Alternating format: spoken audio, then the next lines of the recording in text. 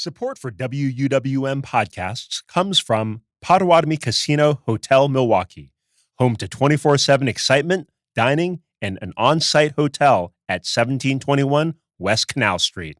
More information at potawatomi.com. You're listening to Lake Effect Spotlight from WUWM, Milwaukee's NPR station. Here's one of our favorite conversations about the people, places, and organizations that shape Milwaukee. Wisconsin's spring election was yesterday. Voters elected Liberal-backed candidate Chris Taylor to the state Supreme Court. She won by a wide margin over Conservative-backed Maria Lazar. And there were local races in many parts of the state. To give us a rundown on some of the results, we're joined by WUWM editor Emily Files, who leads our voter guide project. Hi, Emily. Hi, Joy.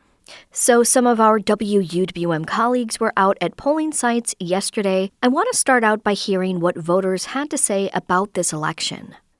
Sure. So turnout is usually much lower in these spring elections, but the people who WUWM talked to yesterday said it's important to vote in every election.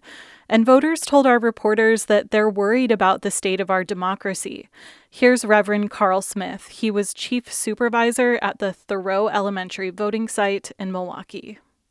We're about to begin to wonder what democracy really is, because we're not seeing it. We're not seeing it by our leadership. And I'm afraid it's deteriorating. So therefore, those of us that are concerned, must stand.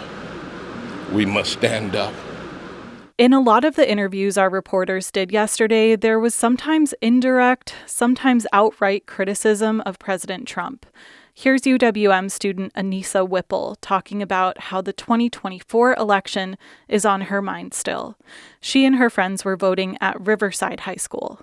I for sure feel like there was a lot of people who didn't vote in our last election, and I also feel like there's a lot of people who voted that weren't educated on who they were voting for. Scared to vote for a woman. Yeah, 100%. And I just feel like we need more people to stop being scared and actually do what they think is right for not only themselves but for our country. And of course, Trump was in the news yesterday threatening to wipe out Iran. It wasn't until late in the day that he announced a 2-week ceasefire deal. So that was looming as many people went out to vote. Sure. Now, what about when it came to the race on the top of the ballot? That was the state Supreme Court race between Liberal-backed Chris Taylor and Conservative-backed Maria Lazar. Right. So when it comes to that race, one topic voters brought up was reproductive rights. When liberal justices gained a majority on the Wisconsin Supreme Court, they struck down a law that banned most abortions in the state. That happened last year. And the liberal candidate in this race, Chris Taylor, made her support of abortion rights clear in her campaign. She also used to work for Planned Parenthood of Wisconsin. Here's what we heard from Nicole and McKinley Potts, a daughter and mother who voted at Washington Park Senior Center in Milwaukee. Just women's rights in general. We want that back. So that's why I'm here.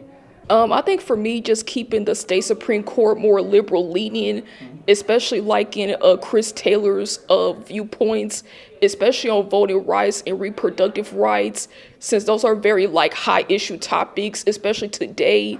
So I feel like adding her to that would keep it very strong and stern. Now, they mentioned Chris Taylor. She, of course, won the Supreme Court race. Tell us a bit about what happened there. Right. So Chris Taylor, the liberal-backed candidate, won by a very comfortable margin with about 60% of the vote, according to preliminary results. My colleague Mayan Silver checked in with Barry Burden, a politics professor at UW-Madison, to hear his reaction to these results. Well, this is the latest in a series of Supreme Court elections where the liberal candidate has done well. It looks like the Democratic or liberal electorate is now favoring the kind of voter who shows up in an April election. And conservatives have gotten to the point where they've nearly given up on these races and are looking ahead to the fall contests for governor and state legislature instead. This Supreme Court race was very different than the last one, which was just a year ago. That race attracted a huge amount of spending. It broke records for this type of election, and big out-of-state players got involved, including Elon Musk. This time, the race was a lot more quiet, and that's something you and our colleague Sam Woods covered in the Swing State of the Union podcast. Yeah, this time around, we really did see a lot less spending on the race. And as Barry Burden alluded to, conservatives didn't really rally as strongly behind Maria Lazar as they had for Brad Schimmel last year. Right, and with this election, that means the control of the state Supreme Court is now even more in favor of liberal-leaning justices. They'll have a 5-2 majority when Chris Taylor joins the court. Here's what Professor Burden had to say about that. It's such a change from where the court was 8 or 9 years ago when conservatives had a good run of winning these Supreme Court elections and had built a really sizable majority. And I think during that time, Republicans looked to the court as a kind of safety net that they could go to when things failed in the legislative process. Conservative groups would go to the court. That logic has now completely changed, and liberal groups see the Supreme Court as their savior.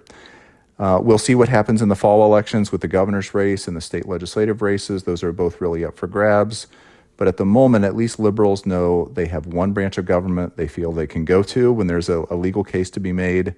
You know, even though the court is officially nonpartisan, in Wisconsin, it's more and more become the deciding voice on issues like abortion rights, like redistricting, because Wisconsin's other branches of government have been divided. Yeah. Chris Taylor is, of course, joining the court for a 10-year term. Can you tell us a bit about her? Yeah, she's been a judge on the Court of Appeals since 2023. Before that, she was a judge on the Dane County Circuit Court for a few years, and people in the Madison area might remember her as one of their representatives. She was a Democratic member of the Wisconsin Assembly from 2011 to 2020. Let's move on to some down-ballot races. Here in Milwaukee County, all 18 seats on the Board of Supervisors were up for election. What happened there? So most of those races were uncontested. Only 3 of them had more than one candidate. And in all 3 of those races, the incumbents won. District 7 covers some of Milwaukee's northwest side. Incumbent Felicia Martin won re-election against Stacy Smiter. Then there's District 9, which includes Franklin and Hales Corners. Incumbent Patty Logsdon won against Maksud Khan. And District 11, which covers Greenfield and Greendale. Incumbent Kathleen Vincent defeated perennial candidate Ryan Anzac there. Were there any other local races that you were watching last night? Yeah, one that is notable is the mayoral race in Waukesha. The candidate who was backed by the local Democratic Party, her name is Alicia Halvensleben. She narrowly won that race over Republican State Representative Scott Allen. Now, Waukesha is traditionally a Republican stronghold, but the previous mayor, Sean Riley, broke with the GOP after the January 6th insurrection at the U.S. Capitol. Let's talk about referendums. First of all, in the northern suburb of Port Washington, there was a really unique referendum on the ballot that came after the approval of a data center there. Tell us a bit about that. Right. So Vantage is building a large data center in Port Washington to help power artificial intelligence. And the city approved what's called a tax incremental financing district for it, also known as a TID. That basically uses tax revenue to help fund infrastructure for the project. It's essentially a tool that cities can use to attract economic development. Is that right? Exactly, that's the goal. But some Port Washington residents are not happy about this data center or the TID that supports it. So kind of in reaction to that, they gathered enough signatures to put a referendum on the ballot to deal with future TIDs. And the referendum would require a public vote for future TID proposals of $10 million or more. Did voters approve it? Yes, 66% voted for it, according to initial results. And this might not be the end of this issue. Business groups actually filed a lawsuit to try to stop the question from even making it on the ballot. They said it conflicts with state law around TIDs and could hurt economic development. A judge denied that request, but said if the ballot measure passes, which it has, it could be taken to court again. So we might see more on this issue soon. We shall see. Shifting focus just a bit, let's talk about school referendums. These are ballot questions that ask taxpayers for more property tax funding for public schools. What referenda were on the ballot in our area? So there were 3 that we were watching in southeast Wisconsin. In Whitefish Bay, voters denied an about $68 million single-year referendum to build a new middle school. Our education reporter, Catherine Kokel, told me that there was a concerted effort to oppose this referendum, both because of concerns about taxes and the possible impact of the new school on a veterans monument and memorial located on the site where it would be built. So that referendum failed.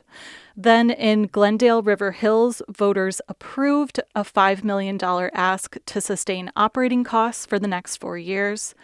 And finally, voters in the Lake Country School District approved a referendum for about $3 million over the next 4 years. Now, this district said this was needed to support its operations while it decides whether and how to combine with nearby districts. It's one of those small school districts in Wisconsin where enrollment has declined, and now it's trying to figure out what the future could look like. Here's Lake Country District Administrator Chad Schroffnagel. I think it was a great win for kids tonight. Gives us an opportunity to try and provide a good future. The work continues. We now have time to, as I said, strategically. Now, what should folks know about what's next for Wisconsin politics? Well, just that this isn't the last election this year. You might have heard midterms are coming up this fall. And we have an election for Wisconsin governor. Tony Evers is not running for re-election. And there will also be a bunch of seats in the Wisconsin legislature up for grabs. So stay tuned for WUWM's voter guide later this year. While it's not a presidential election, it will be a big one. Thanks so much, Emily Files. Thank you. Emily Files is an editor at WUWM and leads our voter guide project, which you can find at wuwm.com/voterguide. Thanks to WUWM reporters Susan Bent, Jimmy Gutierrez, Mayan Silver, and Catherine Kokel for their help with this reporting. You can learn more about the state Supreme Court and this election by listening to WUWM's podcast, Swing State of the Union. Find it wherever you like to listen.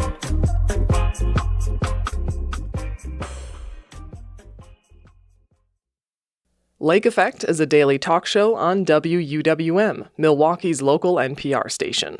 It's a show where we share the stories about the people, places, and organizations that shape the city.